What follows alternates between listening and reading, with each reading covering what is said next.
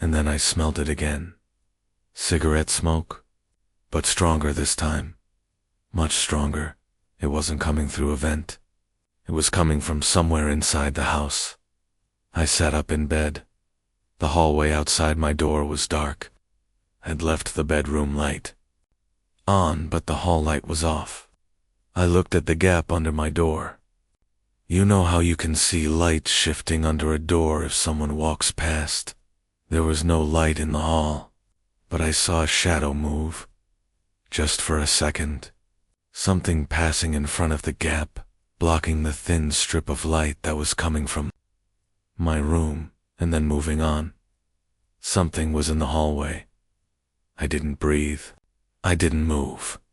I sat there in my bed staring at the bottom of that door waiting for it to open. My body had gone completely cold. Not from the temperature, from fear. Real fear. The kind that turns your muscles to stone and empties your head. Of everything except one single thought.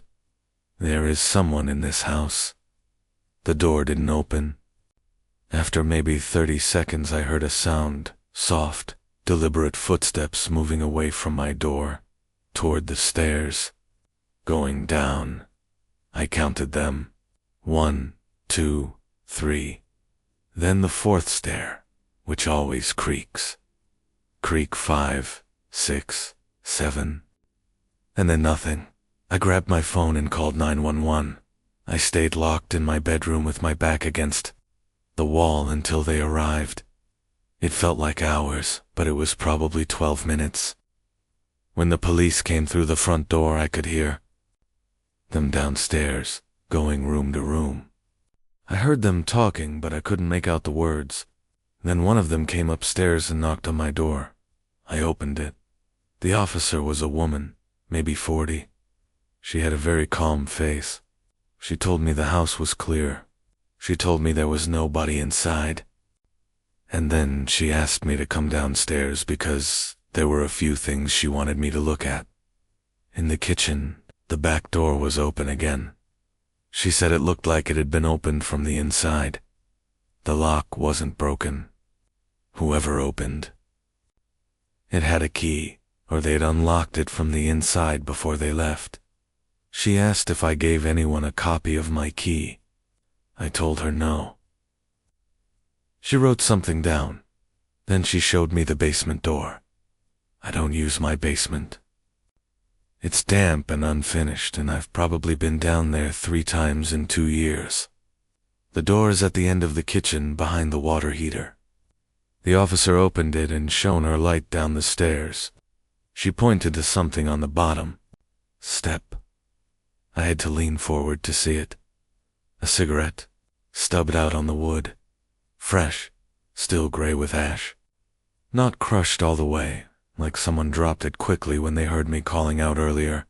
And next to the cigarette, flat on the step, a small piece of foam.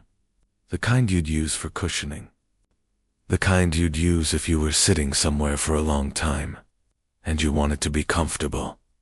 Someone had been in my basement, not breaking in that night. Not a random opportunist. The cigarette stub, the foam pad, those were signs of someone who had been there before. Someone who was settled in. Someone who knew the house, knew my schedule, knew when I was home and when I wasn't. Someone who had been coming back. The officer's face didn't change when she looked at me. She just said, very quietly, "Mr. Walsh, is there anyone who might want to do you harm?" And I thought about it. I really thought. And I couldn't think of anyone. I'm not the kind of person who makes enemies. I'm boring. I work at a warehouse. I don't have drama in my life. I don't have anyone who hates me. Or so I thought. Then the other officer came up from the basement and said something that I will never forget. He said, "They found a bag down there." A duffel bag, pushed behind the water heater. Inside were clothes. A few days' worth. A phone charger. A half-eaten bag of chips. And a notebook. The notebook had my name on the cover. written in handwriting I didn't recognize. They wouldn't show me what was inside the notebook. They said it was evidence. I pushed them on it. I needed to know. And one of them, the woman, she looked at me for a second like she was deciding something. And then she said, "It seems to be a log." She paused. "A daily log?" She paused again. "Of you?" I didn't sleep in that house again after that night. I stayed at a friend's place for a week. I got new locks. I moved out the following month. They never caught whoever it was. No fingerprints that matched anyone in the system. No footage from the one neighbor with a camera that showed anything useful. No explanation for how someone got a key, or when they first started coming into the basement. The police said whoever it was had clearly been careful, patient, like they'd done this before, like they knew exactly what they were doing. There are nights, even now, even in a new place with better locks, where I wake up at 3 a.m, for no reason, just suddenly awake, completely still. And before I even open my eyes, I do the same thing every time. I hold my breath, and I listen. Because here's the thing nobody tells you. The scariest part wasn't knowing someone had been in my house. The scariest part was opening that notebook and getting a glimpse, just one glimpse, just one corner of one page before the officer pulled it away, and seeing that the first entry was dated 9 months earlier. 9 months? They had been in my basement for 9 months, and I never knew. And I keep asking myself the same question, over and over, and I never get a good answer. If I hadn't come home at midnight that Thursday, if I hadn't been too restless to sleep, if I hadn't smelled that smoke at 3 a.m, if I hadn't called, how much longer would it have gone on? I don't know. And honestly, I think that's the worst part. Not what happened, but what almost didn't. The back door was already open when I got home. Not wide open, just cracked. Maybe 2 inches. Enough to let in the cold. Enough to let something else in, too. I stood on the porch for a second, staring at that gap, trying to remember if I'd left it that way. I hadn't. I never used the back door. I always come in through the front. Always. So why was it open? And more importantly, how long had it been open? I told myself it was nothing. A latch that didn't catch. I pushed it shut, locked it, and walked into the kitchen. The light above the stove was on. I didn't leave that on either. But I was tired. I'd been working a double shift. My brain was fuzzy. People forget things. That's what I told myself. People forget things. My name is Daniel. I'm 26. I live alone in a small rental house on the edge of a quiet neighborhood in Ohio.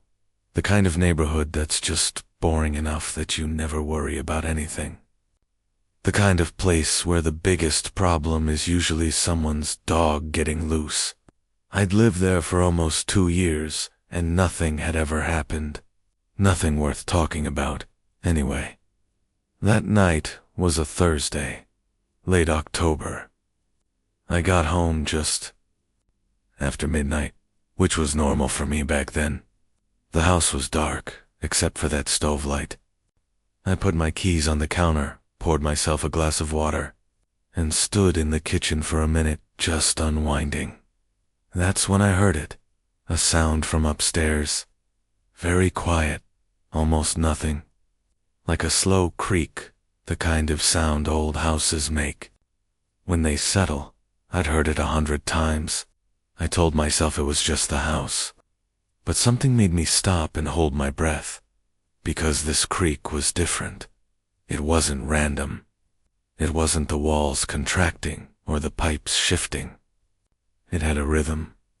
One step, a pause, one more step, like something moving carefully, like something trying not to be heard. I stood perfectly still. My water glass was still in my hand. My heart had picked up speed without me realizing it. I counted 210 in my head, listening. Nothing. Silence, so deep that I could hear the refrigerator humming. I let out the breath I'd been holding. See, this is the part I keep going back to. If I had just gone upstairs right then, the whole thing would have ended differently. I would have walked up there, checked every room, found nothing, and gone too. But I didn't.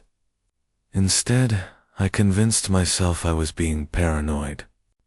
I rinsed my glass, turned off the stove light, and went upstairs like everything was fine. My bedroom is at the end of the hallway. There are 2 other rooms. One I use as a small office, one that's basically empty, just some boxers in there. From when I moved in, I passed both doors on the way to my room. Both were closed. I didn't open them. I had no reason to. I just walked to the end of the hall, went into my room, and started getting ready for bed. I noticed the window first. It was open. Not all the way, just a few inches at the bottom. And I knew, with absolute certainty, that I had not opened that window. It was cold outside. I'd had no reason to open it. But there it was, open, with the curtain lifting slightly in the draft. Walked over and closed it, locked it, pulled the curtain flat, and I stood there for a second, looking at the lock, and I thought, okay, someone was in here, or someone is still in here. I turned around slowly. The room looked normal.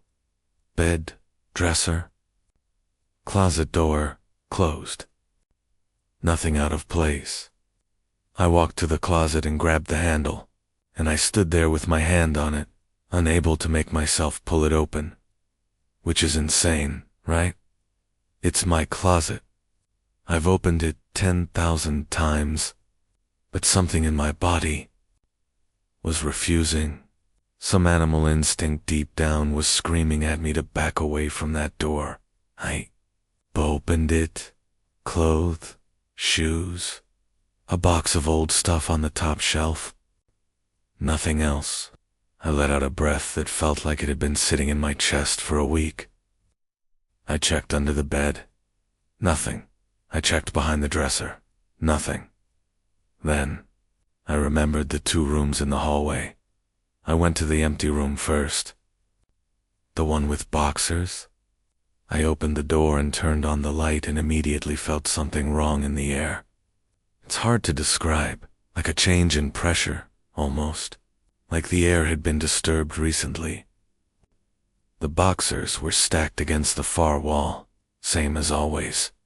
The window was closed. The room was empty, but there was a smell, very faint, almost nothing. But it was there. Cigarette smoke. Just a trace, so thin that I almost missed it. And here's the thing: I don't smoke. I've never smoked. I never had anyone over who smoked. That smell had no reason to be in that room.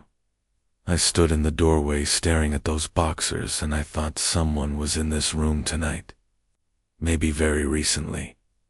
My phone was in my pocket. I almost called the police. I had my thumb on the screen.